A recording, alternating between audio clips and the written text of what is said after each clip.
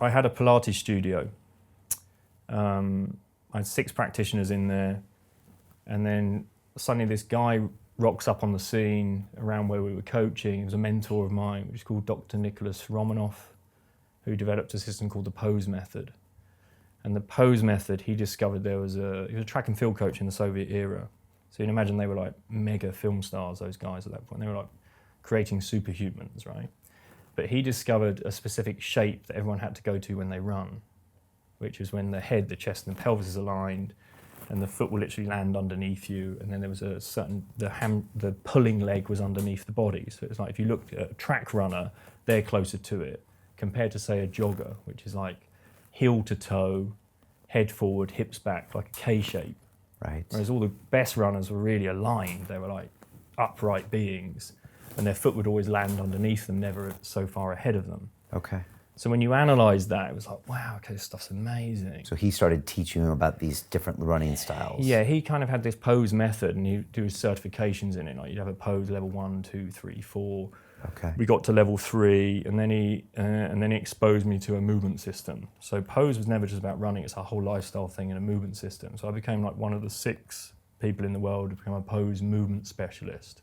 Okay. And then you would look at every movement, and you could apply a kind of almost a natural filter to it, in the sense when you understand the posture and the shape that you should be making due to the forces, you would become more efficient and minimize risk of injury. Okay. I was just going to stop you for a second. This is kind of interesting because, you know, last year I did my Ironman 70.3, and I got a swim coach to show me how to swim, which makes sense. Exactly. And I kind of got some tips on how to cycle, and I got the bike fitted to to where I was.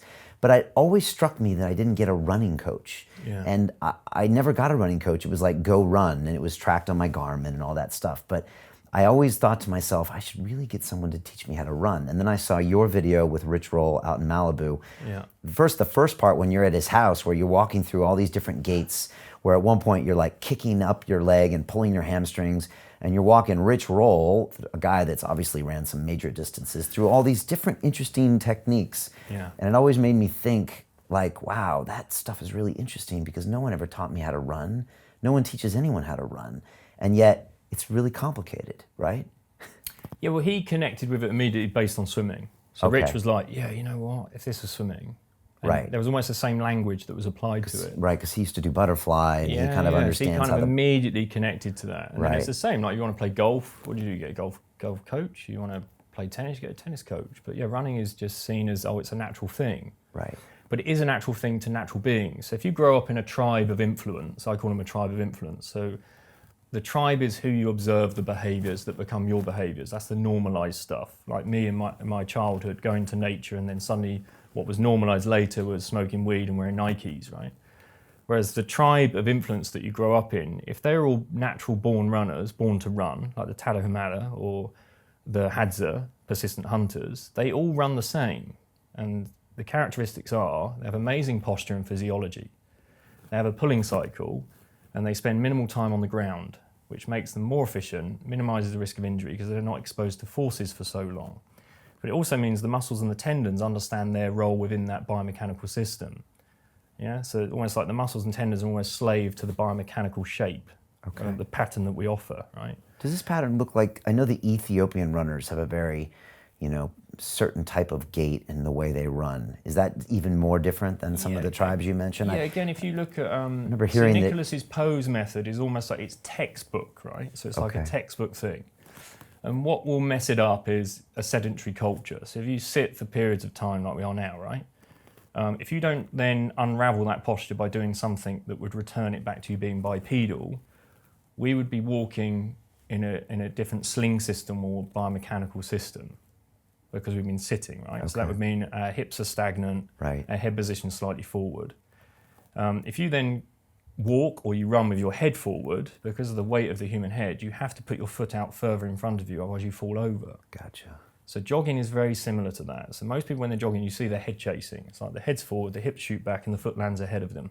Okay, that's and that the other K. leg, yeah, and it's like the K, but jogging's almost like, it's a hybrid movement, somewhere between running and walking. Okay. So one characteristic, one thing that will compromise it is the sitting, and the second one is simply compliance, like rubberized footwear.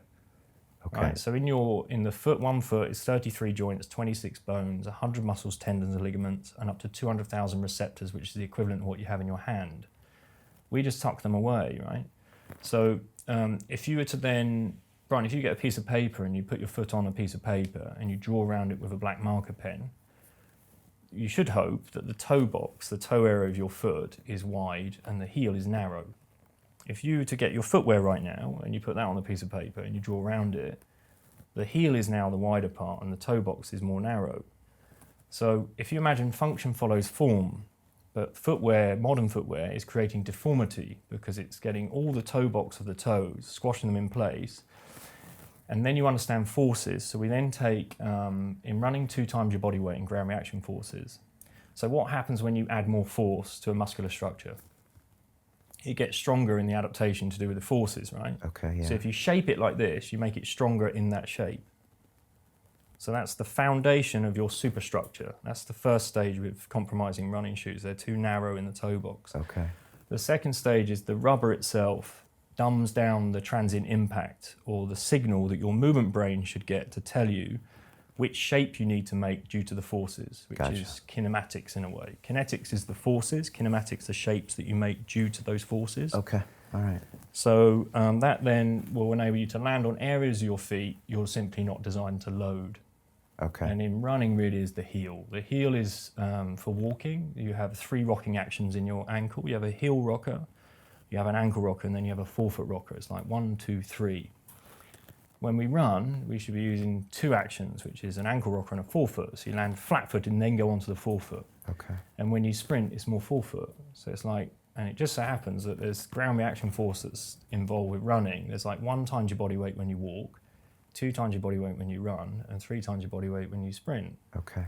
And there's like 3 rocking actions. It's like, And why shouldn't you hit your heel when you run? because you're just simply not designed to take forces there. It's a rocking action that's available for walking. Okay. And incidentally, it just means that then you'll spend longer time on the ground. So the ankle joint isn't designed to take force in that shape, and you redirect forces elsewhere. So I'd say the injury that's available from that is the knee. So the knee's the joint that will take the forces. So if the ankle can't offer its role of absorption, which is kind of the Achilles tendon and the plantar surface of your foot, if that's wiped out by heel striking, you have to redirect that force somewhere else. So 50% comes from the knee, 50% comes from the lower extremity. If I can't offer that from the appropriate angle, dorsiflexion that's available at that moment in loading, it will go into the knee. So yeah, major knee injuries are cause for running.